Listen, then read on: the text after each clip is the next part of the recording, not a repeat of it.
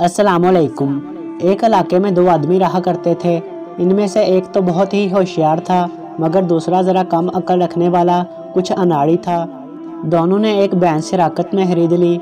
जब भैंस खरीद ली गई तो होशियार बंदे ने अपने साथी को कहा, भैंस का अगला हिस्सा तेरा और पिछला हिस्सा मेरा है। दोनों में ये फैसला तय हो गया। फिर अनाड़ी बेचारा सारा दिन भैंस को घास खिलाता रहता और होशियार शख्स बस दूध निकाल कर खूब मज़े करता रहता। फिर एक रज़ाई भी मुश्तरक ले ली। इसमें भी होशियार शख्स ने दिन की बारी अनाड़ी की रखी और रात की बारी अपनी रखी। दिन में रज़ाई कोई ख़ास काम ना आती थी, मगर होशियार शख्स रात को बड़े मज़े से इस्तेमाल करता रहता। अनाड़ी सोचता, हमने हर चीज़ मुश्तरक ली, लेकिन मुझे कोई फ़ायदा नहीं होता। फ़ायदे तो सारे मेरे साथी के हिस्से में आ जाते हैं और अब मैं कुछ कर भी नहीं सकता। फिर एक दिन किसी सियाने ने कहा, तेरे साथ तेरे साथी ने तो बड़ी नाइंसाफ़ी कर रखी है।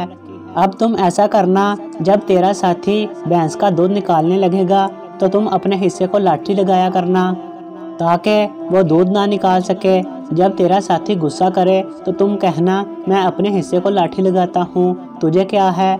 और जब दिन को रज़ाई की बारी तेरी आए तो तुम इसको शाम के वक्त पानी में गीला कर देना, और रात को जब उसकी बारी आएगी तो वह इस्तेमाल नहीं कर पाएगा।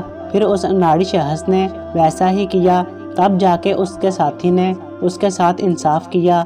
जो इंसान किसी दूसरे इंसान के साथ किसी बात में इंसाफ नहीं करता, तो कुदरत की तरफ से इंसाफ दिलाने के लिए कोई ना कोई ज़रूर मसीहा आ जाता है, चाहे कुछ देर से ही।